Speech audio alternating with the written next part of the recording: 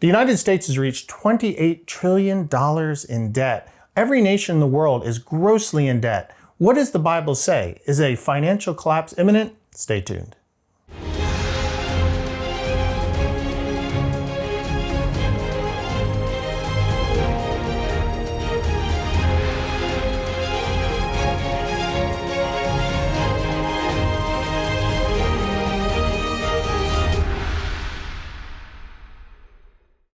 Well, folks, thank you for joining us. I'm Nathan Jones with Lamb Lion Ministry. I'm joined here by our director, Tim Moore, and we're looking at the massive amount of debt that's piling onto the United States. As you can see in our chart here that we're going to put up, thank you for howmuch.com for giving us, but they give a history of American debt. And you can see what's called the exponential curve going there, where it exponentially goes up. And we can go all the way back to the 1929 when the Great Depression started. We were only 16 billion. Of course, that's not adjusted for inflation. That was 16% of our gross domestic product.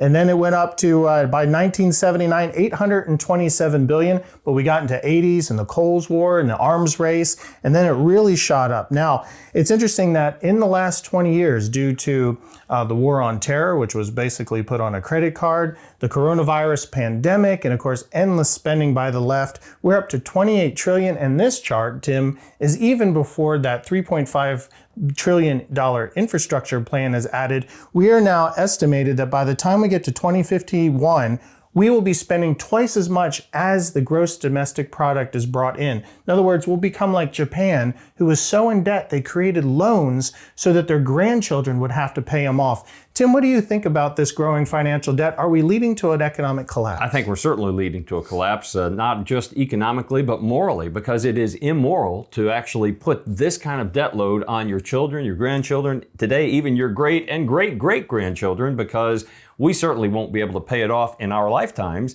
no matter how much taxation the government increases on the backs of working people. And you know, the Bible does have something to say about this. It gives us a principle.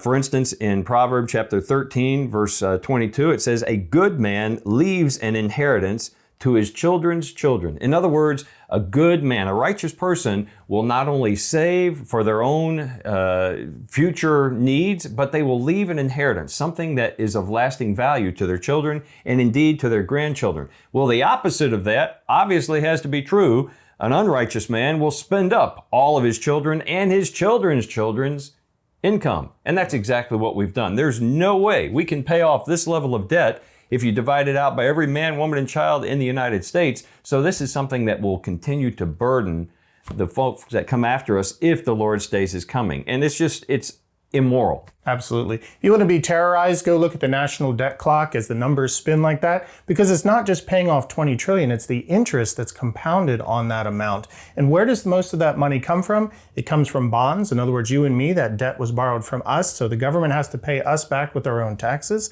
$1 trillion of it goes to China, so we're using our frenemies as lenders to us. I'm reminded of Proverbs 22:7 that says that the borrower is the slave to the lender. So we are enslaved to China and all our creditors. Yes, we are. Psalm 37:21 says, "The wicked borrow and do not pay back." So not only is it evil to create massive amounts of debt, but it's also wicked if we're not going to intend to pay it back. And frankly, the way the government spends, and let's not just point fingers at the government, ourselves, because there is $12 trillion in personal debt, yes, not counting mortgages, and across Americans' population. So Americans spend just as much as our government does. And the Bible says that's wicked. It certainly is wicked. And you know, the other reality is, and people don't often think about this, but this kind of debt load, this kind of rampant spending on the part of those who have no constraint on their own behavior or their own spending habits will also lead to inflation, something we have not really seen in this nation not since the 70s. Since the 70s. In the 1970s, inflation was so high, and that led to a rise of interest rates if you wanted to borrow money. I remember my parents buying a house in 1980, and the interest rate was approaching 20%. I mean, we can't even fathom that kind of interest like rate. 3% right now. Exactly. Yeah. So that will be an inevitable outcome of this. And the sad thing is, even those who have been wise and frugal in their spending habits and have set aside money for their retirement or perhaps for their children and their children's children will find that the value of their savings is depreciated very quickly because of the rising inflation. Now, the government actually has an incentive for inflation to increase, because if inflation increases, the value or the liability of this debt load goes down, because these dollars are worth less, and the government realizes, well, that's to our favor. But it's to the disfavor of the citizens. And so, Nathan, we need to be calling out to our elected officials and saying, stop the foolhardy spending, because you're spending not only our seed corn, you're spending our children, grandchildren, great-grandchildren's future, and that's just not only foolhardy, as we've said, that is immoral. I think we can go back to Matthew 6:24, and Jesus identified what the source of all this spending is. He says, no one can serve two masters, for either he will hate the one and love the other, or else he will be loyal to the one and despise the other. You cannot serve God and mammon, or money. So really what we're talking about here is we're talking about idolatry. It's not that we love money per se, but we love what money can do for us. We as a society, and frankly as a world, have put ourselves up as God and not God as the center. If we trusted on God and put Him first, the money comes and all that's fine. But it's when we put ourselves first, then we've created idolatry, because we put ourselves up as idols. One of the founding fathers, Tim, if I remember correctly, said that a republic dies when the people realize they can vote the money out of the coffers. In other words, they realize that they could vote the money to themselves.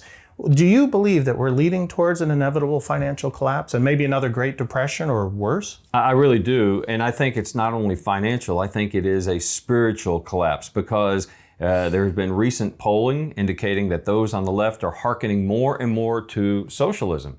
And we've talked about this in the past, but all you have to do is look at history. Look at what happened in Venezuela. Venezuela was the richest country in South America just a generation ago.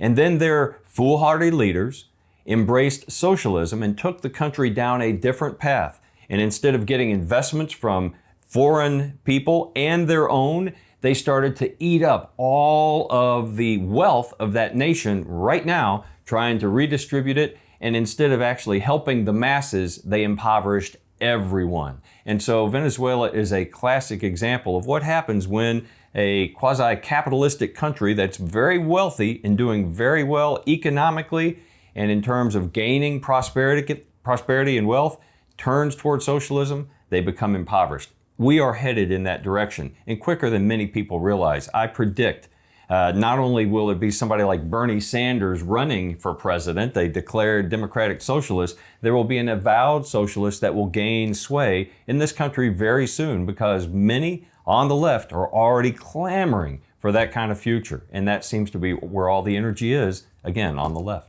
And prophetically it fits too. For our prophetic perspective, we can look at Revelation 13, which talks about how in the future this one world government will eventually happen, and this financial collapse will occur, so that this one world leader called the Antichrist will step in, will promise to fix everything, and the money and the merchants will start flowing again. So inevitably, all this debt piled up is going to collapse the economy of the world, and it's going to be that crisis that leads, I think, along with the rapture of the church, to a one world order, one world government. So we know that this is going to happen, but we know that God is sovereign. It was prophesied to happen for thousands of years now. And so we can trust God that He's got it under control. And before the worst of it happens, the church will be raptured up to heaven. Well, we could go back to what Jesus Christ said. We're talking about economics, we're talking about finances and monetary policy, but down to the individual level. Jesus warned, don't just store up your treasure in barns and in places where moths can eat and rust can rust away your possessions. Store up your valuables, I should say, in an eternal investment. And that means put your treasures into heaven and don't rely on this world. So we advocate for good financial policy, both nationally and individually. We could tell people to go out and engage in financial peace as the study that's available for individuals. But even more importantly, make sure that you're invested toward an eternal reward, and that is through Jesus Christ.